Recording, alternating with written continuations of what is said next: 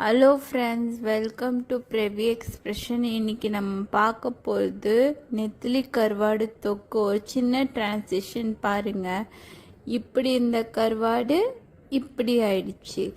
So இது ரொம்ப ரொம்ப சிம்பிள், ரொம்ப ரொம்ப ஈஸியான ரெசிபி. யாருனாலுமே பண்ணலாம், புதுசாக சமைக்கிறவங்க கூட பண்ணலாம்.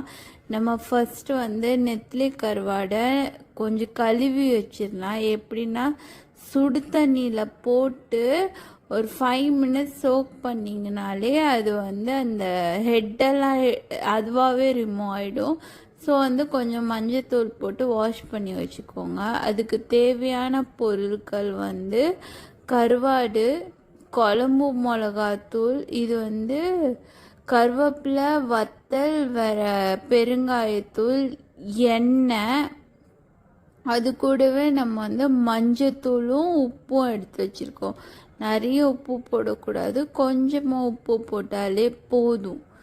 ஏன்னா கருவாட்டிலே நிறைய உப்பு இருக்குது. ஸோ ஆல்மோஸ்ட் இதுதாங்க இன்க்ரீடியண்ட். அது கூட நான் ஒன்று ஆட் பண்ணல, பெப்பர். அந்த பெப்பர் நம்ம லாஸ்ட்டாக தான் ஆட் பண்ணுவோம். ஸோ நான் அதை எடுத்து வைக்க மறந்துட்டேன். பட் இப்போவே உங்ககிட்ட சொல்லிடுறேன். நம்ம இதே மாதிரி ஒரு கடாயில் பண்ண போகிறோங்க, தோசை கடாயில்.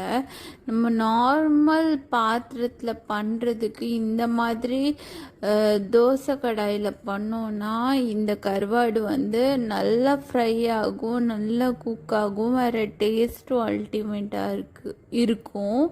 நீங்கள் இதுக்கு ஃபஸ்ட்டு ஆயில் கொஞ்சம் ஊற்றிக்கோங்க. ஃபுல்லாக ஊற்றிடாதீங்க. நம்ம எவ்வளோ எடுத்து வைக்கிறோமோ அது ஃபுல்லாக ஊற்ற வேணாம். அது எப்படிங்க ஒரு 4 டேபிள் ஸ்பூன் இருக்கும். நான் ஃபஸ்ட்டு 2 டேபிள் ஸ்பூன் ஆட் பண்ணிக்கிறேன். அதில் ரொம்ப சூடாகக்கூடாது ஆயில், ஏன்னா மசாலா டக்குன்னு பேர்ன்ட் ஆகிடும். ஸோ நம்ம அந்த குழம்பு மிளகாத்தூள், இது வேறு எதுவுமே இல்லைங்க, குழம்பு மிளகாத்தூள் தான். உங்ககிட்ட குழம்பு மிளகாத்தூள் இல்லைன்னா நீங்கள் மிளகாத்தூள், மல்லித்தூள், மஞ்சத்தூள், அவ்வளோதான். வேறு எதுவுமே போட தேவையில்ல.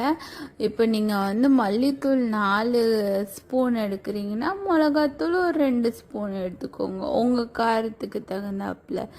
வேறு அதுலேயே நம்ம ஏன் நான் எல்லாத்தையும் ஒன்றே போடுறேன்னா, மசாலா ரொம்ப குக் ஆகக்கூடாதுங்க. நம்ம கருவாடோடையே காக்குனாதான் அந்த டேஸ்ட் எல்லாமே வரும். இதில் நான் இப்போ என்ன போட்டிருக்கேன்னா, கருவேப்பிலை, வத்தல், பெருங்காயத்தூள், இதெல்லாம் லைட்டாக சூடானா போதும். ஏன்னா மசாலா டக்குன்னு பேர்ன்ட் ஆகிடும், அதாவது கரிஞ்சிரும். ஸோ அதால் நான் இதெல்லாம் லைட்டு, அதாவது சிம்மரில் வச்சுட்டு, அடுப்பை சிம்மரில் வச்சுட்டு நான் இதை குக் பண்ணிகிட்ருக்கேன். இப்போ நம்ம கருவாடை ஆட் பண்ணிடலாம். இது நான் நல்லா வாஷ் பண்ணேன், மஞ்சத்தூள் போட்டு வாஷ் பண்ணேன். ஏன்னா இந்த கருவாட்டில் மண்ணாக இருக்குங்க. ஸோ நல்லா வாஷ் பண்ணிக்கோங்க. அந்த ஹெட்டெல்லாம் ரிமூவ் பண்ணிக்கோங்க. உங்களுக்கு எவ்வளோ நல்லா க்ளீன் பண்ணணுமோ அவ்வளோ நல்லா க்ளீன் பண்ணிக்கோங்க. இல்லைன்னா நம்ம சாப்பிடும்போது அந்த மண்ணெல்லாம் வர சான்சஸ் இருக்குது. கருவாடை நம்ம நல்லா சுத்தம் பண்ணணும், நல்லா குக் பண்ணுங்கள். இது அந்த மசாலாவோட நல்லா மிக்ஸ் ஆகி அது நல்லா குக் ஆகணும், கிறிஸ்பியாக க்ரன்ச் ஆகணும். அப்போ தாங்க இதோட டேஸ்ட்டே அல்டிமேட்டாக இருக்கும். இப்போ நம்ம அந்த எடுத்து வச்சோம் இல்லைங்க எக்ஸ்ட்ரா ஆயில், அதையும் நம்ம ஆட் பண்ணிக்கிறோம். நல்லா ஃப்ரை பண்ணுங்கள், நல்லா ஃப்ரை பண்ணுங்கள். அதாவது இது ஓப்பன் ஃப்ரையை பண்ணுறதை விட நீங்கள் மூடி போட்டு ஃப்ரை பண்ணுங்கள். அப்போ தான் அது நல்லா கிறிஸ்பாக க்ரன்ச்சாக இருக்கும். நம்ம எதுவுமே வேணாம், ரச சாதம் இல்லை பருப்பு குழம்பு, இப்படி சிம்பிளான குழம்பு கூடவே இது அல்டிமேட் சைட் டிஷ்ஷாக இருக்கும். இப்போ பார்த்தீங்களா, நான் மூடி வச்சு தான் குக் பண்ணுறேன். நீங்களும் மூடி வச்சு குக் பண்ணுங்கள். அப்போ தான் ஈச் சைடு எல்லா கருவாடுமே குக் ஆகும்.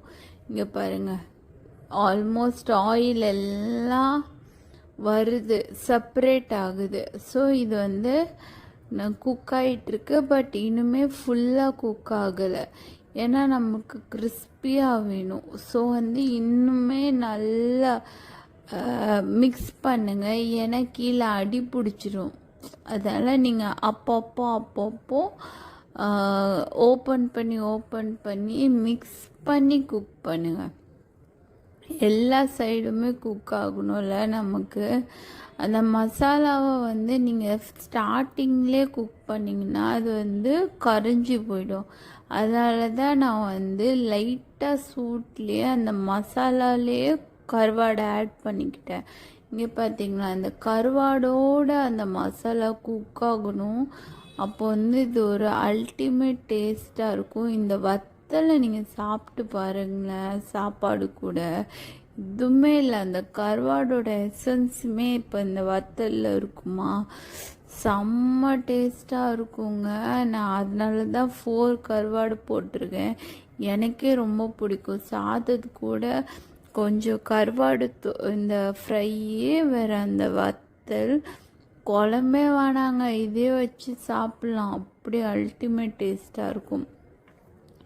இதை வந்து இன்னுமே நான் ஃப்ரை பண்ணிகிட்டே இருக்கேன். பார்த்தீங்களா, மிக்ஸ் பண்ணி ஃப்ரை பண்ணுங்கள், இல்லைன்னா கரிஞ்சு போயிடும். அந்த டேஸ்ட் நல்லா இருக்காது.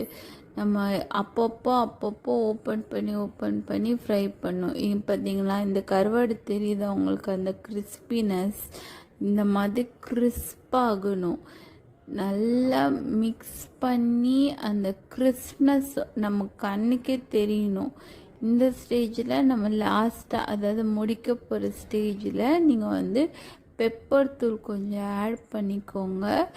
இதுவுமே நல்ல ஃப்ளேவர். அதாவது நான்வெஜ், எல்லா நான்வெஜ்ஜுமே லைக் மட்டன், சிக்கன், மீன் இந்த மாதிரிலாம் நீங்கள் பண்ணும்போது கிரேவியோ ஏதோ ஒன்றுங்க, கடைசி ஸ்டேஜில் நீங்கள் கொஞ்சம் பெப்பர் தூள் ஆட் பண்ணி பாருங்கள்.